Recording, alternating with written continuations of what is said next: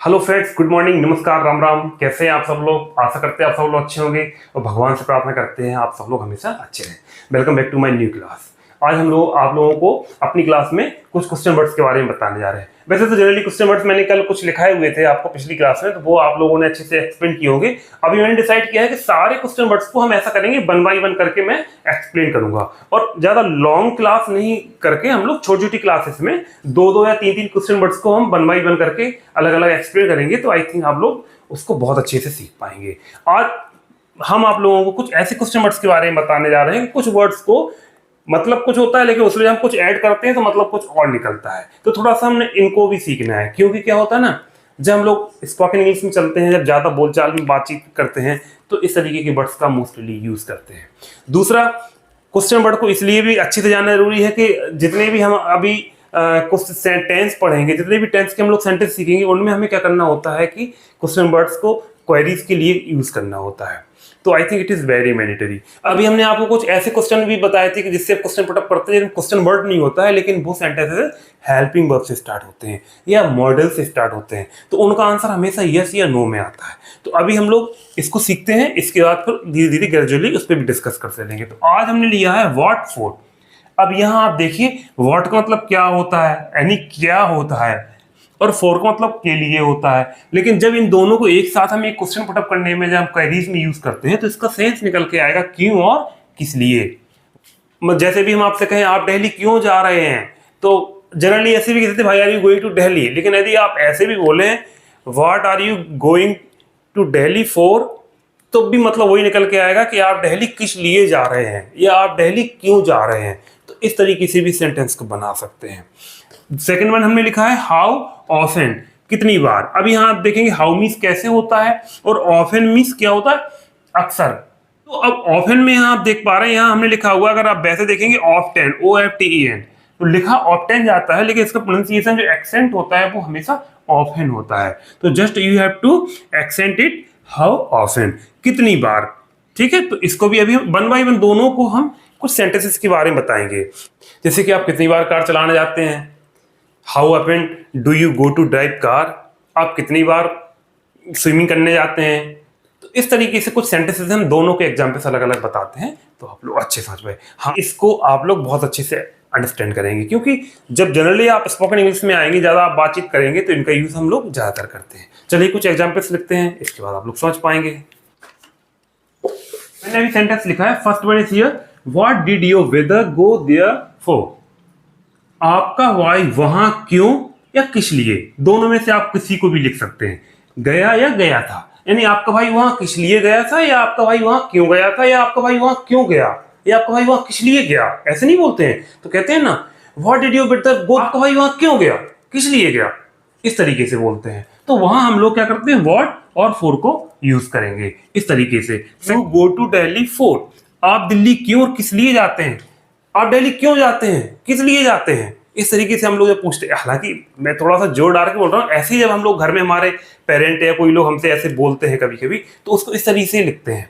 अब यहाँ आप देखेंगे, जैसे मैंने यहाँ दिल्ली लिखा है, यहाँ आप लखनऊ लिख लीजिए, नैनीताल लिख लीजिए, आप नेपाल लिख लीजिए, आप आउट ऑफ कंट्री भी लिख सकते हैं, आउट ऑफ स्टेशन भी लिख सकते हैं, कोई भी प्लेस आप अपनी तरफ से लिख सकते हैं।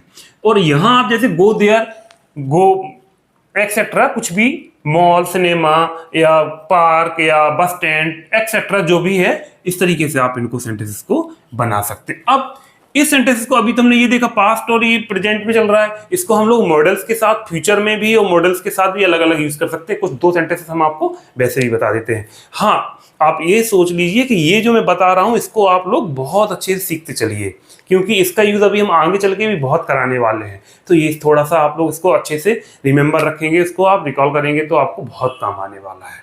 ठीक है, तो चलिए नेक्स्ट आगे बताते हैं।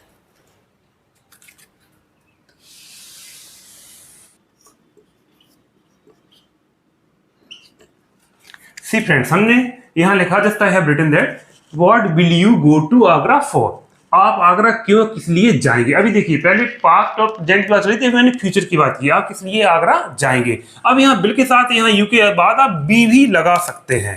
यहाँ यदि आप चाहें तो यहाँ आप बी का भी यूज कर सकते हैं, तो सेंटेंस और अच्छा हो जाएगा, एक संभावना प्रकट होने लगेगी।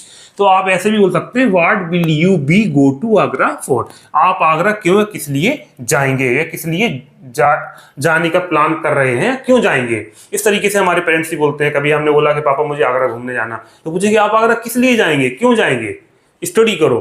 तो इस तरीके की कंडीशन आती है। सेकंड वर्ड हमने लिखा है what can she be cook the food for, वह खाना क्यों किस लिए बना सकती है। कहते नहीं है कि वो खाना, अरे वो खाना क्यों बना सकती है। ऐसे कभी कभी ऐसे हम लोग घर में कॉन्वर्सेशन होता है।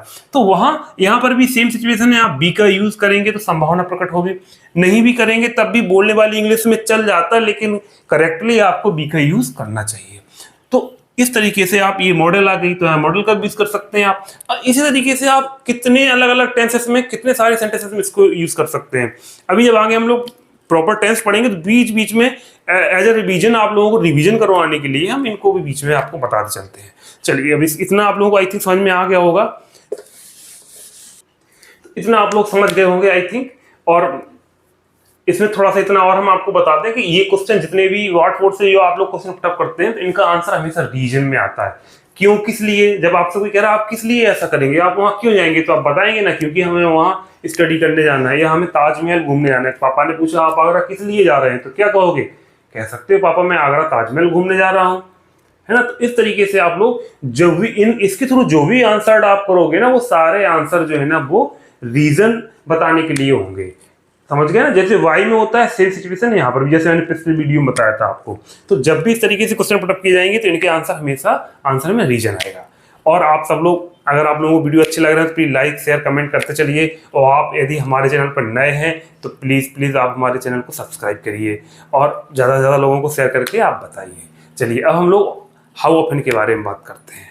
यहाँ मैंने लिखा है हाउ ऑफन, जैसे मैंने पहले ही बताया था कि ऑफन लिखा होता है लेकिन इसको एक्सेंट इसका ऑफन होता है। हाउ ऑफन, ऑफन मीन्स होता है अक्सर और हाउ मीन्स होता है कैसे। तो यहाँ हाउ ऑफन जब मिलाएंगे तो यहाँ हो जाएगा ये कितनी बार। तो जब इसको सेंटेंस में यूज करेंगे हम, how often do you go to drive a car, आप कार कितनी बार चलाते हैं। समझ रहे हैं ना। अब आप अभी क्या होता है, जनरली हम बोलते चले आ रहे हैं कि how many times do you drive a car, तो वो सेंटेंस रॉन्ग नहीं होगा। आप हाउ मेनी टाइम्स का भी यूज कर सकते हैं। अभी हम हाउ मेनी जब एक्सप्लेन करेंगे तो उसमें हम उसकी सेंटेंसेस इस तरीके से आपको अलग से बता देंगे, लेकिन अभी बताना जरूरी है, नहीं तो आप लोगों को कंफ्यूजन हो सकती है। वो भी करेक्ट वन है, उस वैसे भी आप लिख सकते हैं, बोल सकते हैं, लेकिन आप उसको इस तरीके से भी लिख सकते हैं, बोल सकते हैं, दोनों का सेंस सेम होगा।